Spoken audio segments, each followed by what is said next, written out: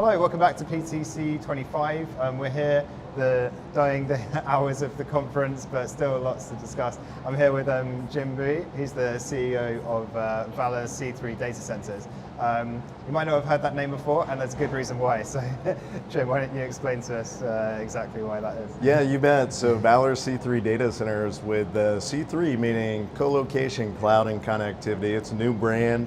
We wanted to come to market and use PTC to launch our new brand. Very excited about our brand promise, which is really being client-driven, trusted by choice, and dependable by design, which is meaningful for the enterprise clients that we're servicing. Well, yeah, let's dive into that a little bit, like the kind of enterprise clients that you guys work with. You know, we've had a lot of conversations here about like high density deployments, about kind of like the massive boom in investment in AI and the new data centers that are being built. But sometimes it can be easy to forget, you know, the kind of other elements of the industry. So new brand, but not like a new business for you guys. Why don't you talk a little bit about kind of what you've been doing? Not in at the all. enterprise space? You bet. In the enterprise space, so the company's actually been in existence for 17 years. We have 3 data centers in the US today and geographically expanding. Our brand promise about client driven is exactly that. We want to meet our clients when and where they need infrastructure. Right. So our whole game plan is to serve healthcare, technology companies, manufacturing, energy companies are really our primary target. And we think there's a nice niche in the marketplace today for high density. We build data centers in the 5 megawatt to 40 megawatt size, so that meets the enterprise needs of today. And high density, I don't know about you, I've heard some crazy density numbers this week. In the old days, 10 kilowatts a cabinet was considered high density. I'm hearing numbers of 100, 200, even 300 kilowatts a cabinet. And we have I talked about our brand promise, dependable by design. What we're doing is accommodating those high density needs in addition to legacy applications. Right. And we want to support all the new chipsets. We don't want thermal runaway on our clients, shutting down critical applications.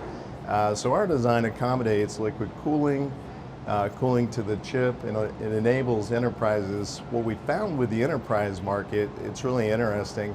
The business problems they're solving with high performance compute really require their secret sauce to be on these servers. So for a co-location provider like us, we're able to allow that data protection and sovereignty that enterprises need. So it's an emerging market, and there's not a CFO or CEO in the world who wants that data to be somewhere they don't know. So our help in the pain of enterprise is to where your data's at. We can keep those servers nice and cool for you, whether it's air-cooled or liquid cooling, or a combination of those. Yeah. How do you think about, like, from a design standpoint, having that kind of like higher density racks in the same data halls in the same area as some of the kind of like more like kind of classic compute power that we've come to expect? Yeah, it's interesting. We used to, in the day, we would think about hot aisle and cold aisle containment. How do you get the best PUE to be efficient in cooling with air? And with liquid cooling, what's interesting, a lot of the server equipment that's out here now, they will shut down within 8 seconds. And that critical application that you're running, so liquid cooling, you don't have time for a human in a data center to respond to that. So we're actually having to use automation in our liquid cooling solutions to make sure those servers that are liquid cooled do in fact stay running and continuous. And redundancy is very important in those environments, and protecting those servers from just overheating. And it's only getting more intense. The server equipment we have today, some of what I heard at this conference this week, the amount of heat those servers will generate, that's where I'm hearing the 300 kilowatts per cabinet type of numbers, which just seems astounding to me. It's crazy, right? Yeah. Well, I think we're seeing, like, over in Europe, we're seeing a lot of kind of ways that we can like reuse and recycle some of that heat, like district heating networks, like kind of almost using for like agriculture and like greenhouses if you can get to like the right temperatures for that. Is that something that is also making its way kind of like over into the US market as well? I think we're early innings on that, but I think, we believe we're a big fan of sustainability, and we've used closed loop systems in our design. so that we're not wasteful with water. Yeah. And the water purity standards and the specifications you need for some of the server equipment, I think it's very eco-friendly from that standpoint, but I think the US has a lot to learn from Europe, and we're fastly following that lead. I think our sustainability initiatives, the data center industry consumes a lot of power. So not only is it the liquid cooling that you need to consider eco-friendly, but how you build your data centers, the flooring, how you use energy. And there's a lot of, at this conference, I've heard a lot about hydrogen and nuclear and alternative ways to get off the grid. So I think the US will follow quickly some of those initiatives, and we've seen that with some of the larger players, creating adjacency near nuclear sites. Small nuclear is a big topic of conversation. I think it's very early days in Europe as well, to be honest. Like, there's a lot of announcements around some of these district heating networks, but like how, not all of them are kind of like already in place. There's still a lot of work to be done. I think it's definitely in that kind of like conceptual stage right now, but definitely an interesting one to watch out for. You mentioned kind of like nuclear there. What do you think about like kind of the potential for? I think we've seen a lot of like talk around small modular reactors recently. Also there's been some like kind of an executive order from Biden like really pushing geothermal as well. What do you think about kind of like the outlook for these like renewable sources that aren't your kind of like classic solar wind power generation? Yeah, I think that over the next 10 years that becomes real and more commonplace. I think today it's thought of as innovative, but when you look at the demand of power for data centers in general and regions that have many data centers, the larger primary markets in the US, if you depended on traditional utility, we would be 20, 25 years away from being able to supply the energy necessary for our business.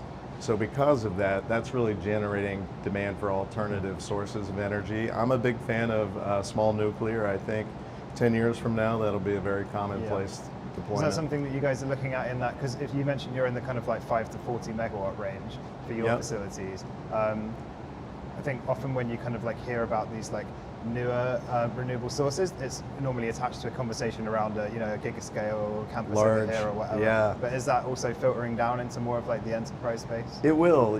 Like everything, as those solutions come to market, the scalability reaches organizations of our size, so it's just a matter of time until that's built into our design. Cool. And you said you guys have been going 17 years. We have. Why now? Why is the rebrand coming now? Like why do you think this is the right time for that? It is. We've largely been a small player, regional led, and we want a brand that indicated exactly who we are go forward. So we have ambitious geographic growth plans, ambitious product plans in this new digital economy. So for us, it was really important to signal to the market, hey, we're a new player. We're somewhat of a startup, if you will, even though we have 17 years of tenure.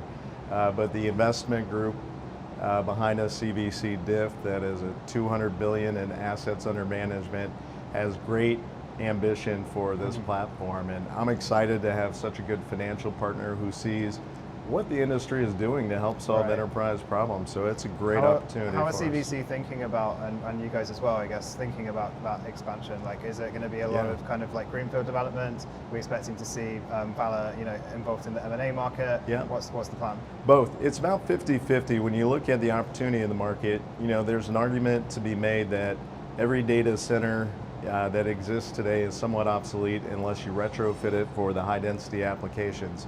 So I think any provider, especially us, has to look at greenfield builds and a combination of where are good sites with good utility power, good fiber connectivity, where we can brownfield, if you will, and make those into purpose-built, concurrently maintainable data centers. So it'll be a combination of both as we move forward. Okay. So you think there's a need to kind of like integrate high performance computing into all facilities rather than having an element of kind of like, your kind of like traditional cloud over here, high performance dedicated AI data center over here, maybe like a kind of convergence somewhere else? You think everywhere's going to go HPC? For sure. I think ultimately, I made a bold prediction in 2025. I believe 70% of enterprises are utilizing AI and high performance compute in their businesses to solve problems.